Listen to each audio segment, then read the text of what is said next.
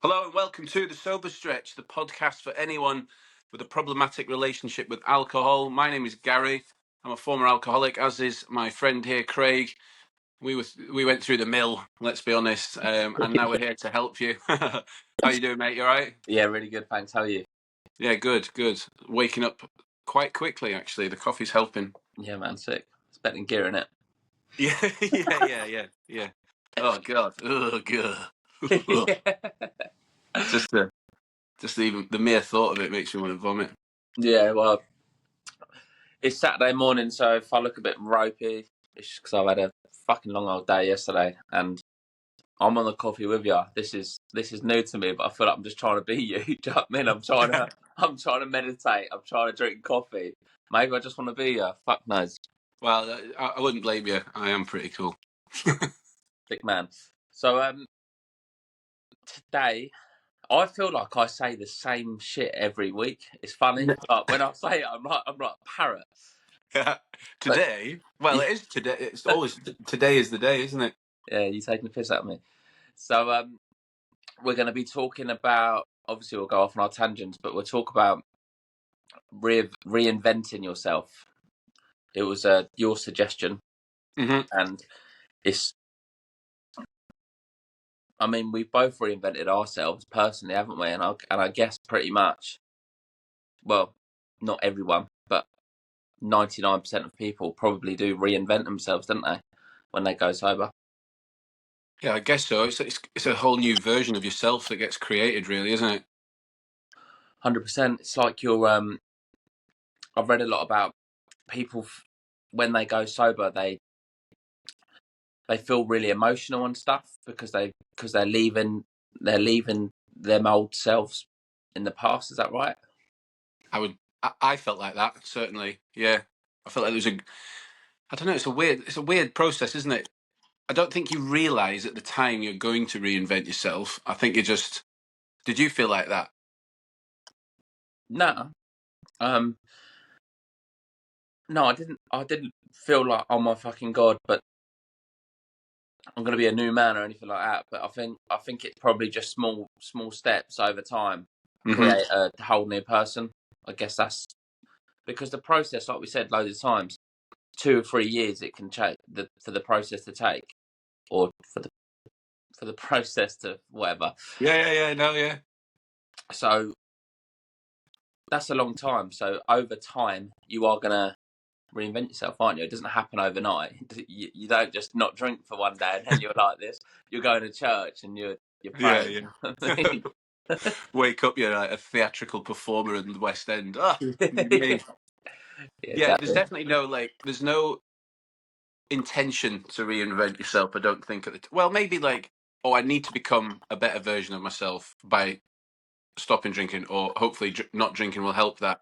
But it's an interesting byproduct of just trying to deal with the desperate situation.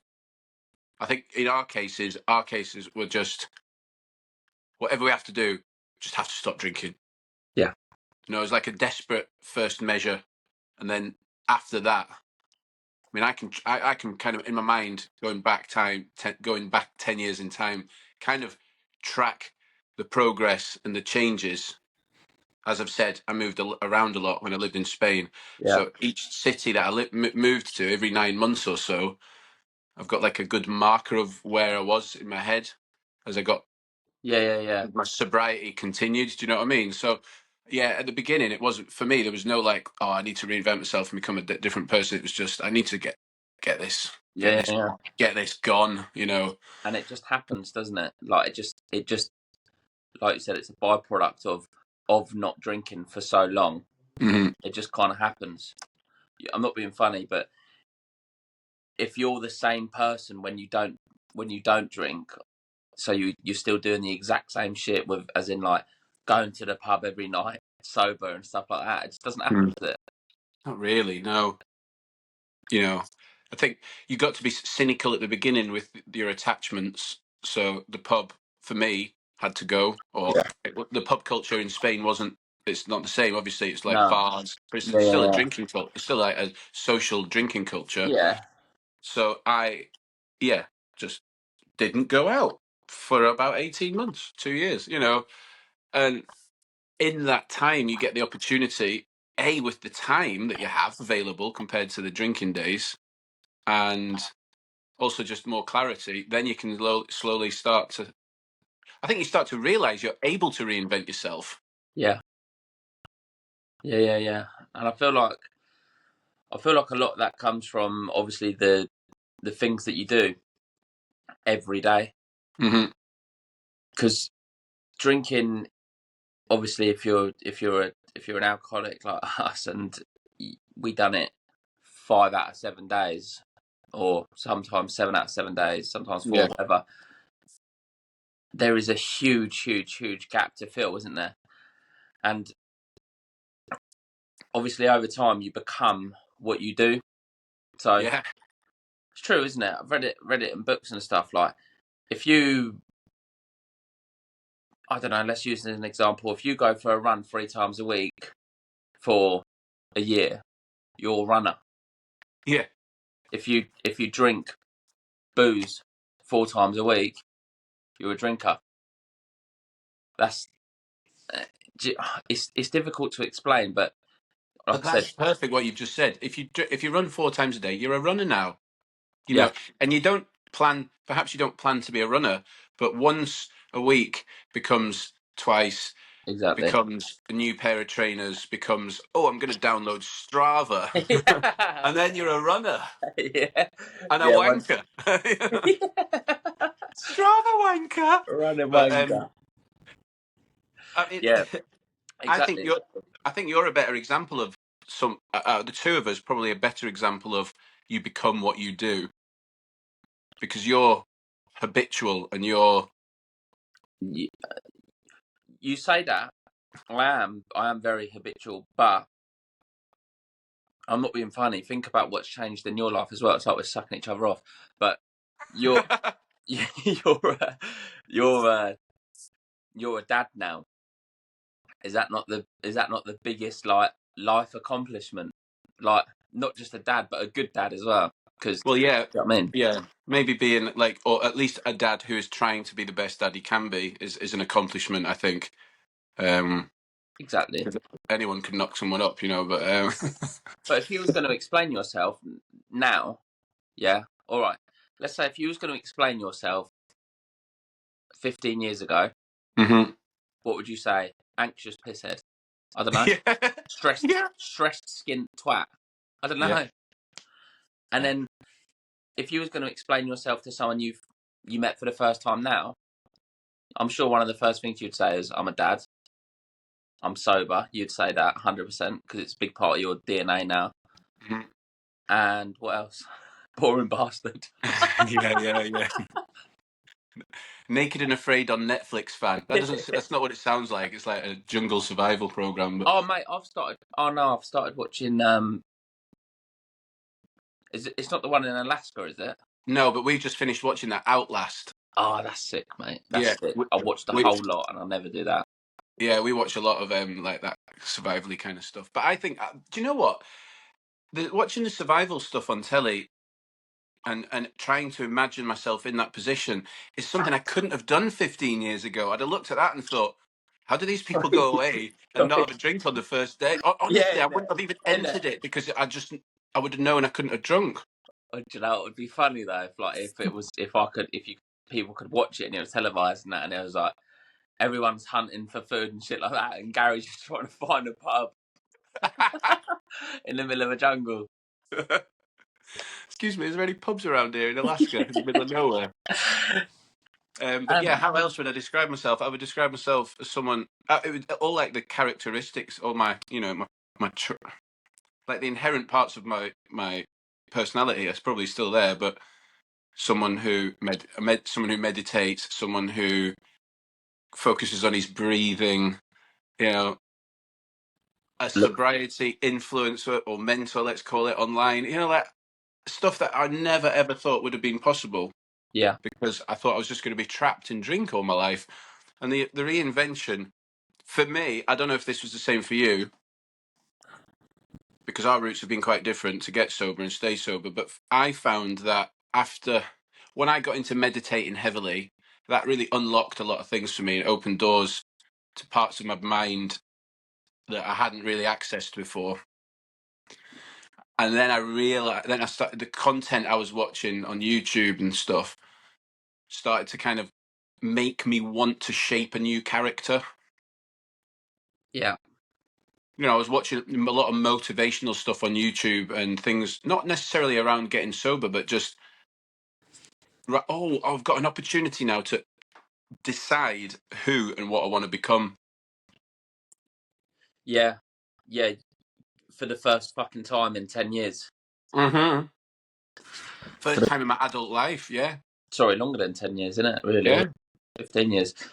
But it's, yeah, because you've got that power back in your life now. So you can actually do what you want. Like, not every dream that you have seems so far away. Because you know that you're capable now. You're a capable human being. You have nothing holding you back apart from your self-doubt, which you don't have as much now because you don't cane yourself and poison yourself every day.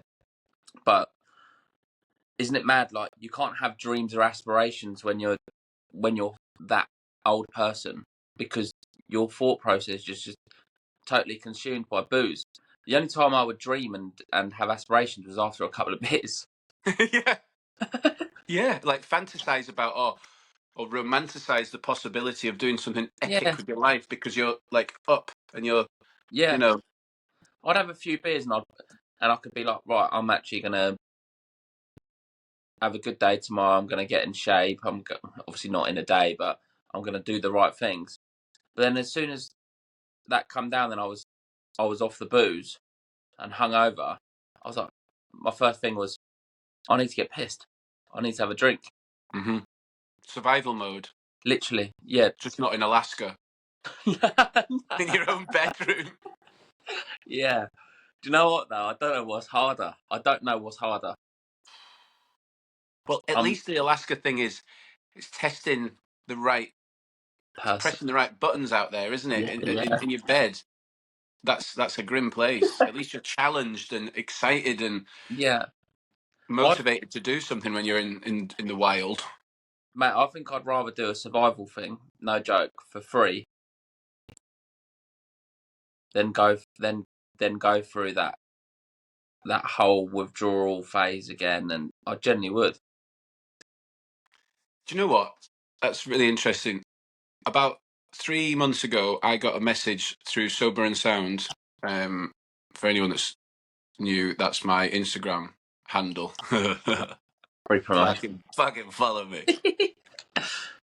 And I got a message from a casting agent for Channel 4 saying, hello, we looked at your account. We are looking for contestants. I can't fucking remember the name of the show. Looking for contestants who have battled or have exhibited resilience through their life. And looking at your account, you've got sober. Would you be interested in applying? And it was a show where you get 16 of you get taken to Africa. Oh mate. And it's called, I don't remember what it's called. It's Paddy McGuinness. And basically there's a 300 grand pot, but there's loads of luxuries through this, like in an African savannah, whereas surviving is almost impossible, but they offer luxuries, but like a double bed for the night, but that Oh, costs yeah. 10 grand, and then you all start arguing. It's like, fucking just Yeah, sleep on the yeah, floor, then we'll have yeah. more money to share. Yeah. And I got that, and I said to Gabby, my partner, I was like, I reckon I couldn't skin an animal or anything like that, but I was like, the mental side of that, I reckon I could do it. But ironically, I think the thing that would stop me wanting to do it would be just being surrounded by knobheads. Yeah, yeah. You know, I don't think it would be the wildcats or or the beasts and the critters, because I think mentally I could at least attempt something like that. Because I'm comfortable in my own skin. I've experienced trauma. I've overcome something. Yeah. You know what I mean? All those things. I would never have even. You wouldn't contemplate After it. 5 pints, I'd have thought, "Oh, I'm going into Big Brother." Yeah, yeah, yeah, yeah, exactly, yeah. So That false fucking confidence. yeah, ridiculous. So yeah, I would say after about 4 or 5 months of like hanging on for dear life, I started to realize I had this golden opportunity to become who I wanted to be at 33. It was beautiful. Yeah. And when you were saying about who you are now, how you would describe yourself as well, there's obviously so much more to it as well. Like from another person's point of view, you said yourself, you would be a wind up merchant in a pub, you'd piss people off, this, that, and the other. Think how far different you are now, like to someone that helps people get sober. Do you know what I mean? He's actually got feelings now, cares for people, has a lot of empathy, motivated, and that goes for both of us. So it's not just physically that you change, but like your mindset is completely reinvented as well, and you start to get actual normal emotions back, which is the most mind-blowing thing, because when you're so fucked, drinking, doing gear on the weekends, whatever, all you are is depressed and anxious, and you just put all your feelings aside, which is again is probably why meditating is so good, because you actually deal with your thoughts. And in this rat race of a life that we live in, when do we ever sit with our thoughts? If you don't meditate, when do you actually ever sit with your thoughts? Especially if you're a busy parent and you work flat out all the time to pay the bills, this, that, and the other. So yeah, that meditating's been a game changer, man. I've only been doing like 5-minute sessions, but 5 minutes of thinking or not thinking, I don't know. It's just weird. It chills me out. It's funny because to me, meditation, I said it last night in a comment in reply to something a lady had written on one of my posts, and I said meditation is like a cheat code. It's like having Haaland. Yeah. It's a free, healthy unlocking of all kinds of shit. And all you have to do is sit down, cross your legs, and try. Because meditation's like the guitar. You just sit down on day one and your head is absolutely spinning. You know, you're trying to get sober or whatever, or you've got some issue in your life, or you're just interested in it. The first time you meditate, you don't meditate, really. You know what I No. mean? No. You've recently gotten into it. Like the first time, Mate, probably training feel. yourself to let Yeah. go and let them come and let them go, let them come, let them go, and analyze them as Yeah. you wish if you feel like you want to. There's no like, well, tell me how it's made you feel lately. Well, the thing is, yeah, I'm probably 100% still not doing it to an actual meditation level now. Think about it. I've only done it 5 days, yeah, and it's the same with everything. You can't you can't just do something one time and then expect to be a pro. You don't just drink for one day and then expect to feel great. I read a lot about people saying that it's the same as training a muscle or training in the gym. Mm-hmm. You have to do it over time, and then it gets stronger and stronger and stronger. So I'm doing this one called Balance. This Oh, app called wow, that's Balance. great. Yeah. And this is how much of a twat I am. I downloaded it, yeah. I got a year free, Yeah. and then now I've decided to pick it up, and I've got till October when it runs out. It's like, what a joke. I'm gonna have a month of meditate when I could have had 12 months. It's a But yeah, great app. it's Yeah, just balance app for anyone. You get a year for yeah, nothing. yeah. And what I like about it is it starts off slowly. So I could be easily put off by meditating. If they chucked me into some big thing, some 20-minute fucking nuts thing, I wouldn't get it for the first minute and I'd switch it off. Mm. Whereas it's got a voiceover, someone's talking to you, and I think it starts off 3 minutes, the first one, just 3 minutes. Yeah. Yeah. 3 minutes, and you don't feel like a huge difference or anything like that. And then you do another 3 minutes the next day, and then it goes up to 5 minutes, and then 5 minutes. And I can just feel my mind getting stronger. When thoughts come in, I'm now able to revert back to the middle. Mm-hmm. And just focus, that's a nice way of putting it. Focus on your breathing. It's like my thought process is our minds are always ticking, always. So if you've got even a 5 minute time where your mind is at rest, that's huge.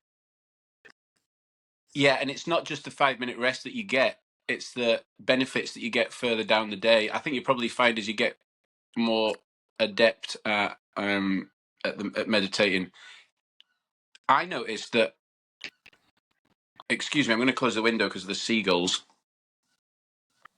Don't get them around here. They're evil. It's quite nice hearing them, to be honest with you. It Nice. is, I like it, but maybe not when I'm podcasting. Yeah, Now I'm a podcaster. I actually hate seagulls. They're fucking gross, man. They are little. The thing is, they're not little, they're massive. They're huge. I feel like no one actually gives seagulls credit as to how fucking massive they are. And brave. They're just like brazen as buggery. They just walk up to you like, "You're right, dickhead. Give me that sandwich." And you're like, "Oh, okay." Yeah, and you're just like chucking money out for it. Yeah. Take my wallet and my keys. Yeah. We'll leave that bit in. We'll even leave me getting off the chair and walking to the window. But the meditation, I found that after about I can't like say exactly, but a certain number of months, I felt that the benefits later in the day were really starting to show. So if I was 5 months into meditating and a person let the the cashier scan everything and then say, "Oh, that'll be €83, please," and then someone goes into their bag to find their wallet, even though they've had 7 minutes to get it out. Before, as a drinker, I'd want to like cave their head in. Oh, mate. But then nowadays, but when the meditating started to change my ways, I could just feel my lack of frustration. And I was aware of it. I was like, "Oh, I'm making a good choice not to get angry here." And when you've got that slowly filtering through your whole system and your whole thought process, you become better on across all levels. It's like bliss, isn't it? Like, I still get worked up a lot.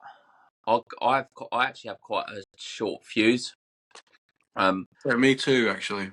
And it's something that I don't like because all it does is it holds you back. It's negative. I'm sat in traffic here, and I know it's ridiculous, but I will just get fucking fuming about being sat in traffic. I'll start cursing, obviously, the road workers and that, being like, "Fucking hell! Like, do you actually do anything?" and shit like that. So, what's the point? It's not going to change nothing. But I can see how meditating can prevent that. I think also no, sorry, carry on. I just find it mad that why isn't everyone aware of it? Yeah, exactly. I saw some guy, because there are a few real people on Instagram. There's a lot of shit on Instagram. The majority of it is shit. But there is a few real people, and this one guy was saying about if meditating was sold by like pharmaceutical companies, it would be $1 billion business. Like, why are people not using meditating more?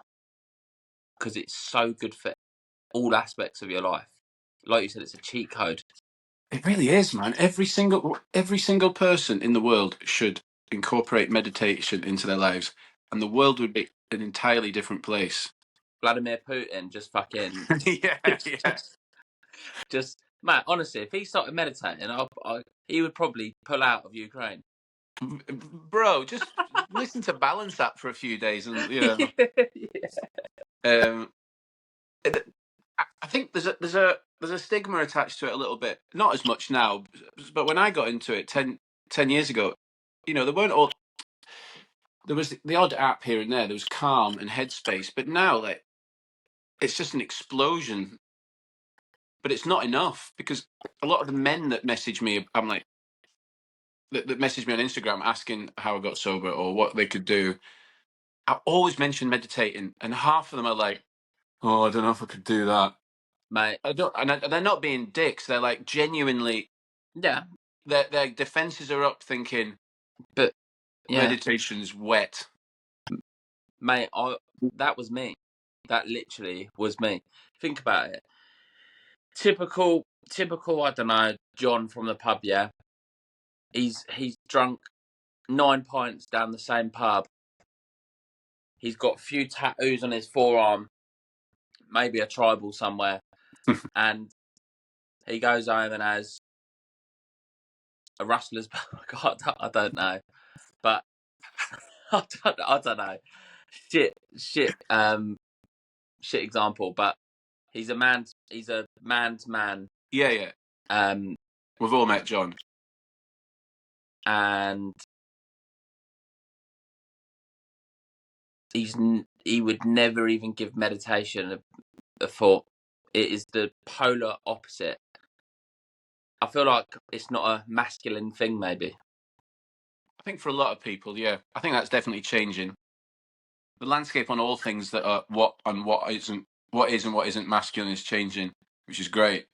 But I still think there are a lot of men that would really benefit from just taking 10 minutes every morning and putting a pair of headphones on. Come on.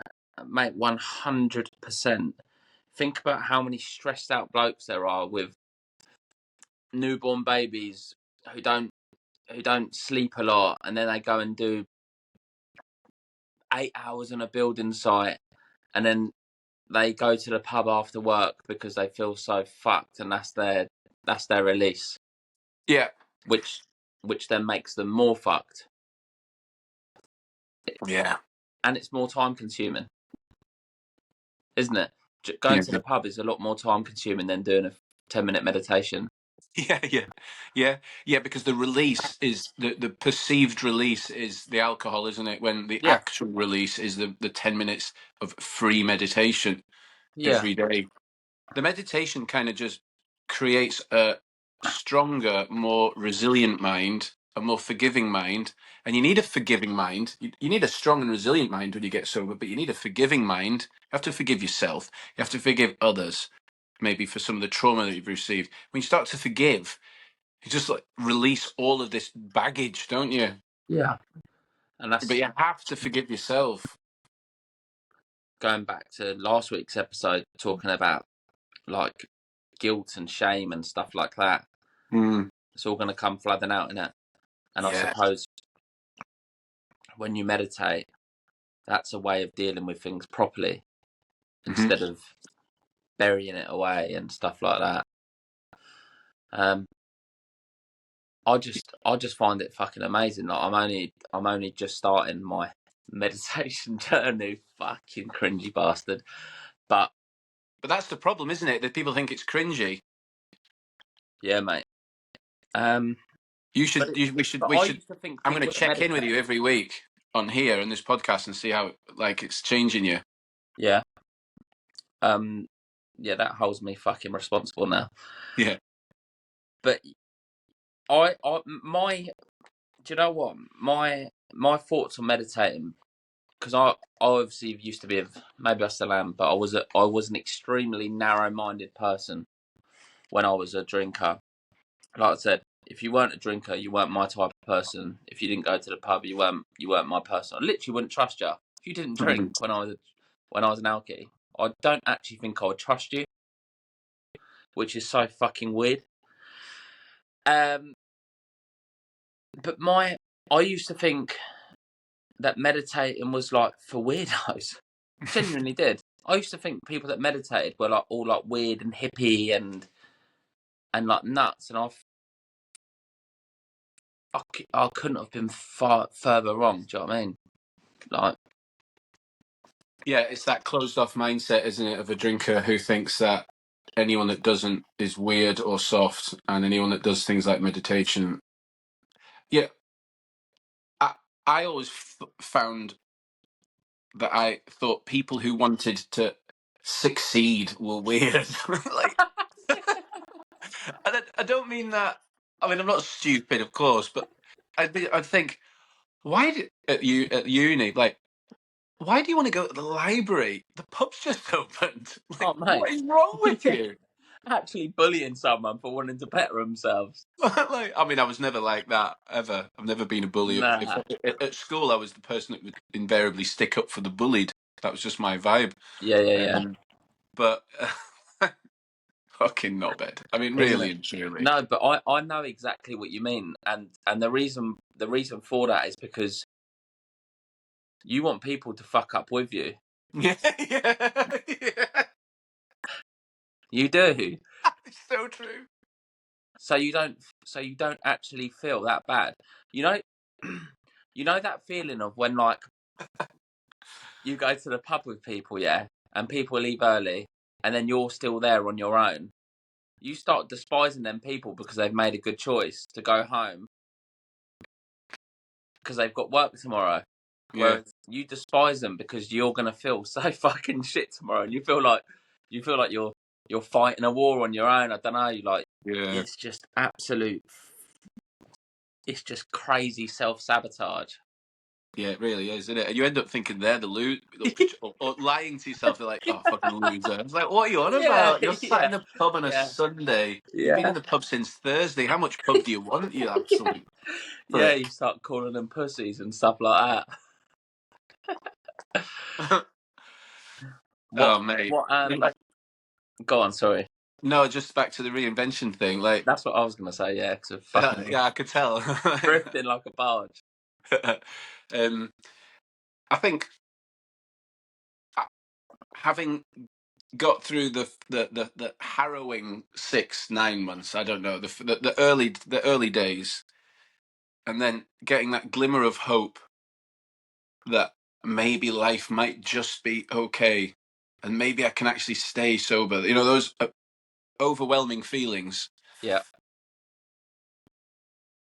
I think if you've got a nice plan in place, so like how to deal with triggers and cravings, and how to maybe deal with social situations, and all these like little things that you need to bed in to maintain your sobriety, and then you started to meditate for a little while, that when that realization that the possibilities are endless, because it does feel like that at some point, doesn't it? I think you're in that period of life now where you think, whoa, I could do fucking anything maybe yeah, now, you yeah. know. And I felt like that for a long time, and have started to do mad stuff that's been life changing and wonderful. I think there comes a point where you have to let go of the mental roller coaster of the first months and go, okay, let's make a real concerted effort to create a person that I've always wanted to be. Yeah. I've always wanted to get into astronomy. Oh, I always get those two mixed up. The one with telescopes, like, because that's something I really want to do. I want to, maybe when the kids are a bit older and I've got more time, I want to go out, do wild camping, and take a telescope and shit. You I know, want to do wild camping. mate, let's do it together. Because then we can like manage bears and stuff. Yeah, yeah. What in the New But Forest? yeah, but those, I think you reach a point where you think, right, fuck this, let's recreate me, or let's get a brand new version. And I personally did that.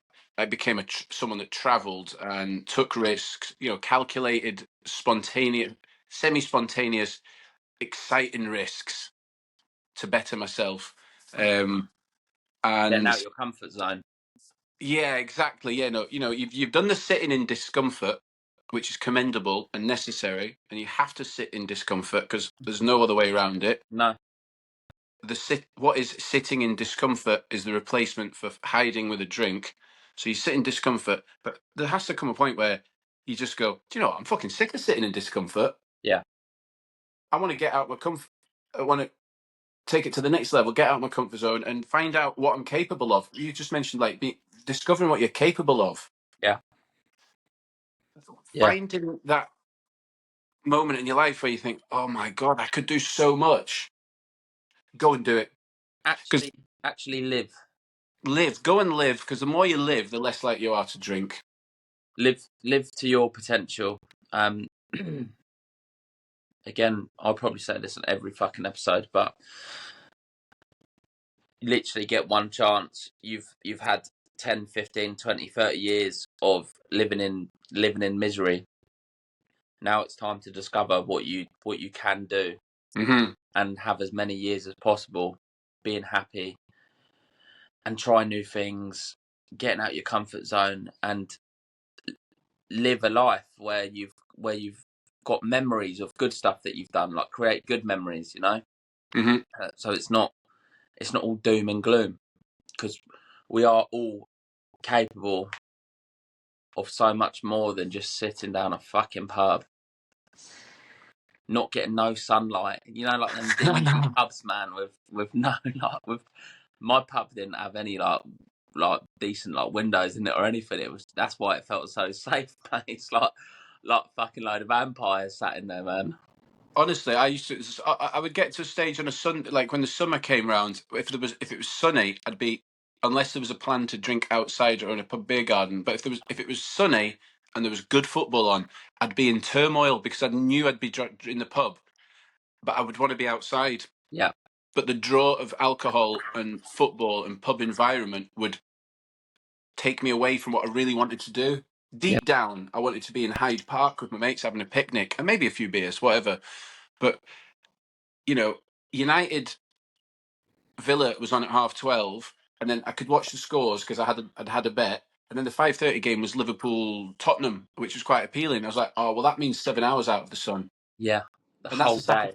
that's the sacrifice I'm prepared to make Same. to feed my addiction. And there will be millions of people that can relate to that. Mate, your body knows it needs sunlight, but you're going against it, because even if you watch, because it's sunny today, United are playing Southampton. Yeah, I'm going to watch that. same. But that doesn't. I mean, I'm going to go for a run in the morning and get some sunlight. Yeah. I just think it is fucking hilarious, isn't it? How you choose. You're just putting yourself down. You're signing up to the day shift of one of few days sun that we get. I know. You're saying, nah, I'm gonna. And those things would annoy me on a Tuesday afternoon. Yeah. I'd like sit at my desk at work, like miserable, sad. Yeah, it's pissing down rain. Just underachieving prick, and think I missed out on Sunday's fun, and it would bother me. You know, I wasn't like, oh well, fuck it. Oh, I was in the pub all day. It was great. I wasn't like that. I was inside. I was really stacked with guilt over not choosing the better option. And that's the thing, when you are sober, you always choose the best option. Yeah. Don't you? Well, more or less. Yeah, I mean, yeah, we're obviously human and stuff, but we make calculated decisions, and you just do what's best for you and people around you, don't you? You just make more educated fucking decisions. Mm-hmm. Could you think about it? It's what, 10 to 9, and the weather's nice, and we're actually gonna just bury ourselves away in some dark pub, probably in the same clothes from last night, and we're just gonna do that all weekend. All weekend. All weekend. Because that's what it was. I would feel fucked now. I'd be flat out asleep. So for context, I'd be drinking now. I'd be awake. Friday. I'd be drinking. So, without a question. For everyone listening, it's 8:48 a.m. on a Saturday, and so this goes to reinventing yourself. Yeah, the old you 10 years ago, you would now be drinking. And then what would you be drinking at home? Yeah, or in Weatherspoons? One or the other. Okay, let's go back to my London life, living with my mates, my male flatmates. We would have been out last night. I don't know, till 1 or 2 probably. Normally went to clubs, big night out on a Saturday. So I'd have been out last in a local and had gone back, got pissed up at home, and I'd have woken up about 7 o'clock, and I'd have gone straight to the fridge. Like if I had money and beer and no response, if I had money and something in the fridge and no plans for the day, as in my parents were coming to visit or blah blah blah, I would be in the fridge, and I wouldn't care what was in the fridge. If it was a can of Red Stripe, I'd have drunk that. If there was no beer, but there was a bottle of Grant's and a little bit of Coke, I'd have drunk a whiskey and Coke. And Yeah, then I'd had another one. Then I had another. Then I had another one and another one. And then I'd gone to the shop when it opened, or Weatherspoons. I'd have been fucking on it, man, and I'd be on it until December. yeah. Mine was much the same, very much the same. I would never be awake now though, because my sessions would go on till Friday night.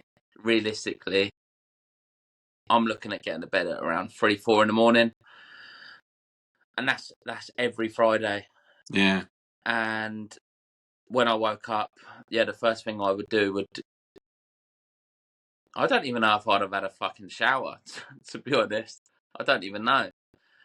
But yeah, if there was anything in the fridge, I'd go for the fridge. Do you know what I would do? Obviously, it weren't around in your time, but I would My time.